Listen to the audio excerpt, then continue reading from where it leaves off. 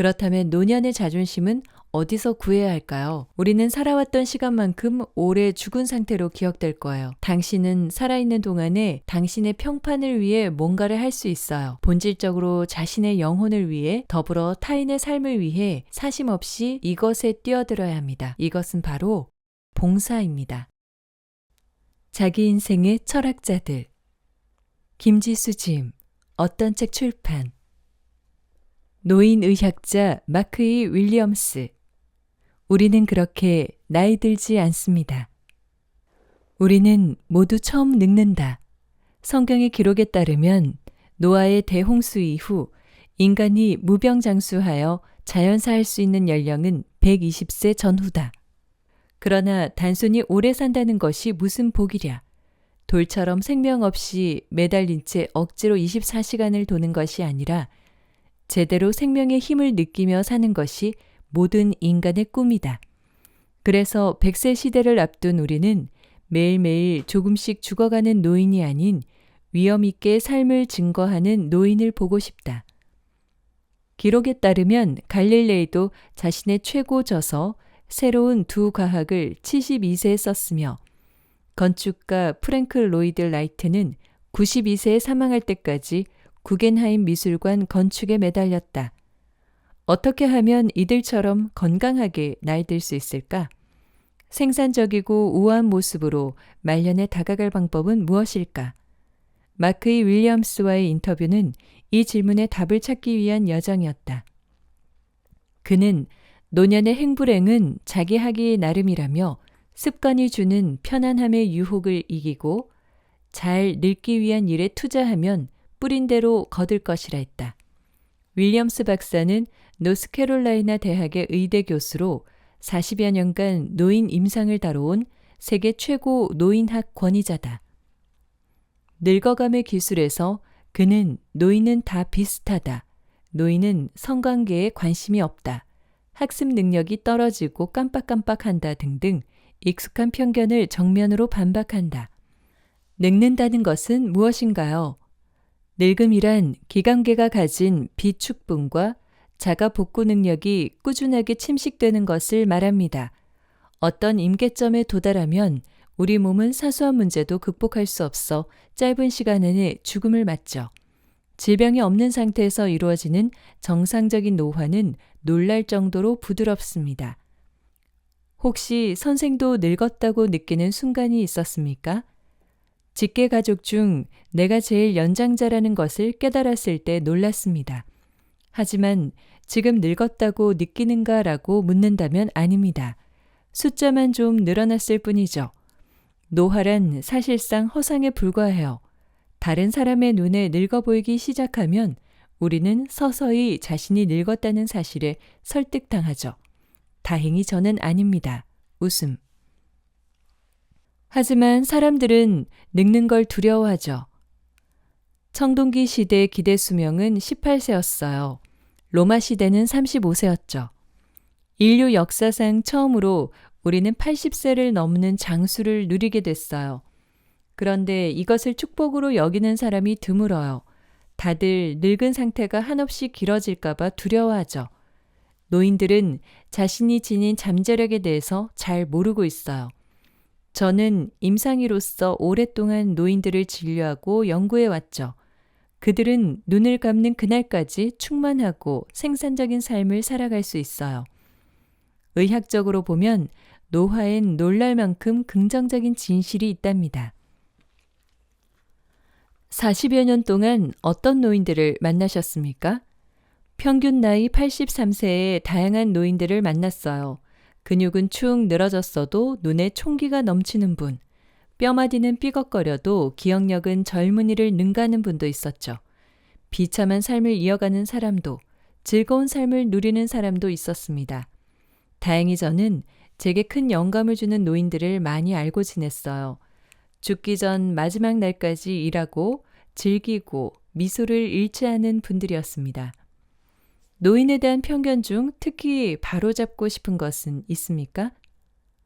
나이에 비해 젊어 보이시네요 같은 가식적 접근은 삼가세요. 젊음의 활력을 유지하는 것이 행복한 노년이라는 생각은 착각입니다. 노인이 청년보다 불행할 거라고 믿는 공중의 믿음부터 바꿔야 해요. 늙는 것은 추락이나 쇠퇴가 아니라 정점을 향해 더욱 성장해가는 과정이에요. 선생의 아버지는 장수했습니까?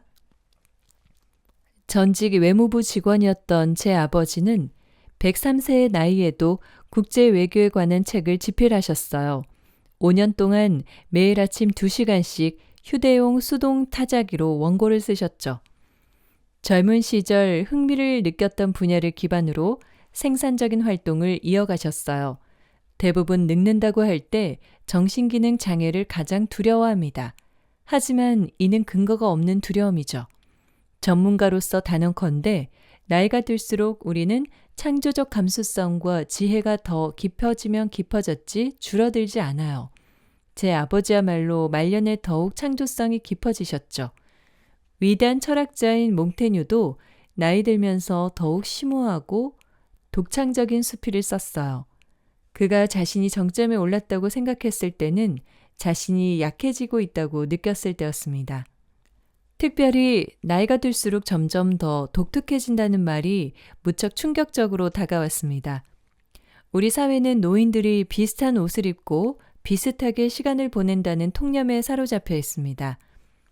독특하다는 것은 긍정적인 의미도 부정적인 의미도 아닙니다. 우리들 각자는 자연스럽게 나이가 들면서 더욱 독특해지고 차별화되죠. 노인들은 점점 서로를 덜 닮게 됩니다. 나이 들수록 개성이 더 강해진다고요?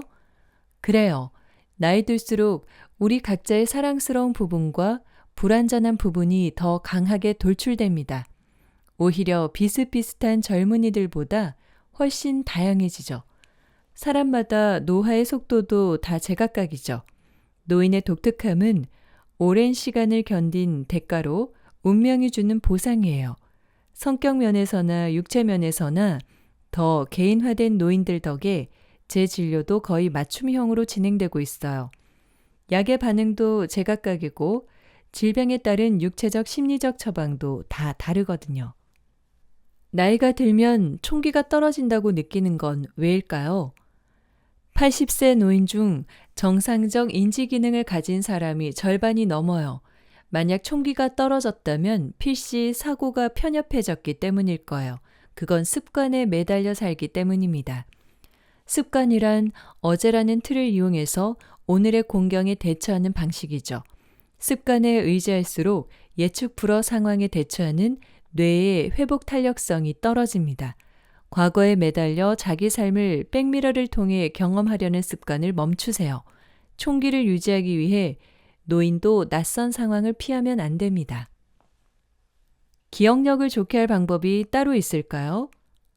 불필요한 기억을 줄이세요. 정직하게 행동하면 기억해야 할 것이 훨씬 줄어듭니다.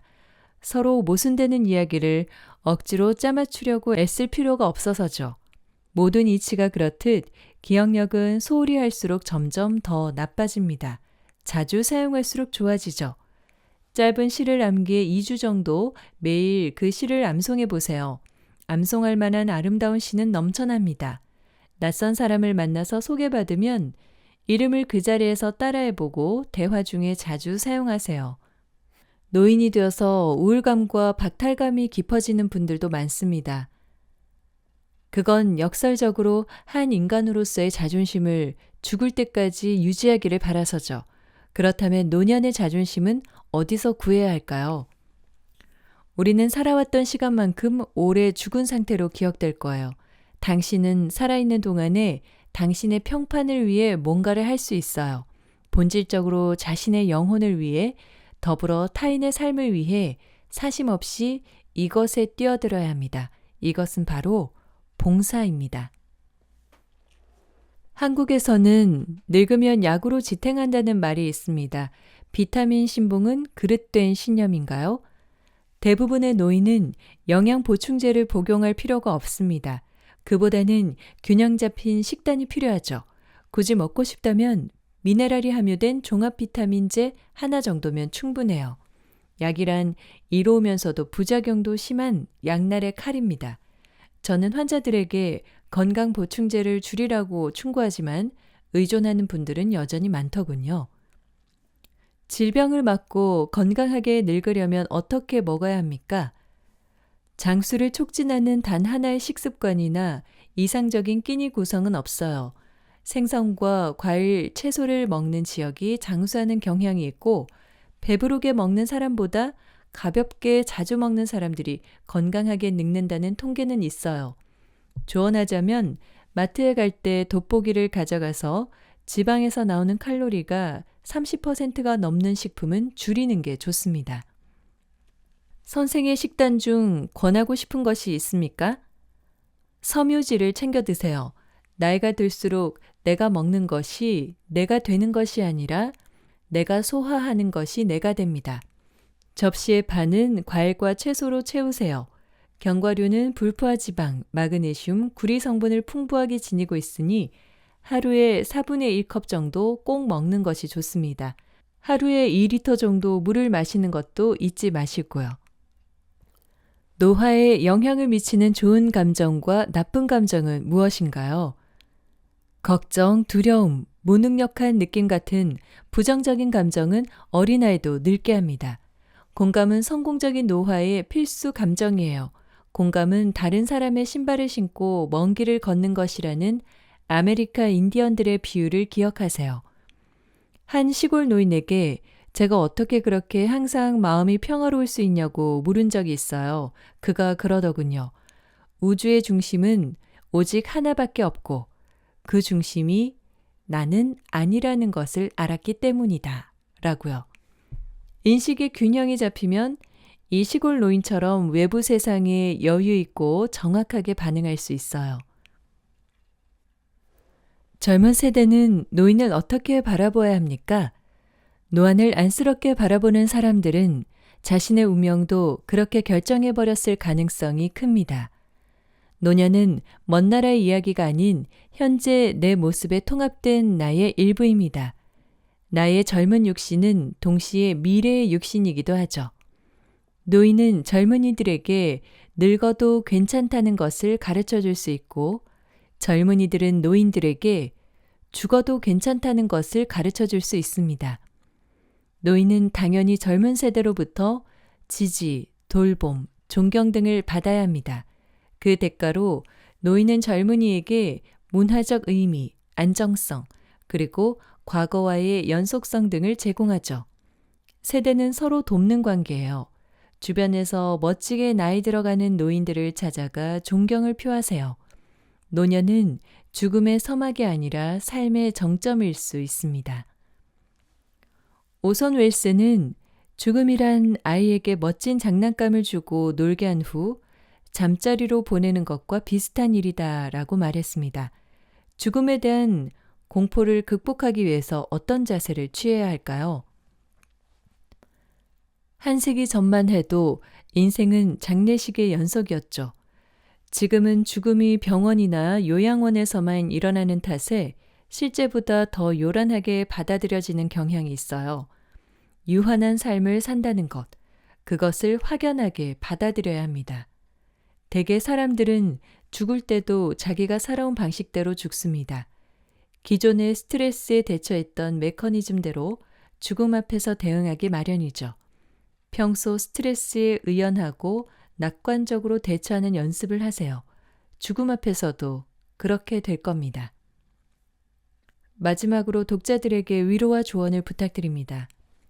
세상에 살 날이 무한정 남아있는 것이 아니니 습관이 주는 편안함의 유혹을 뿌리치고 몸과 감정을 관리하세요.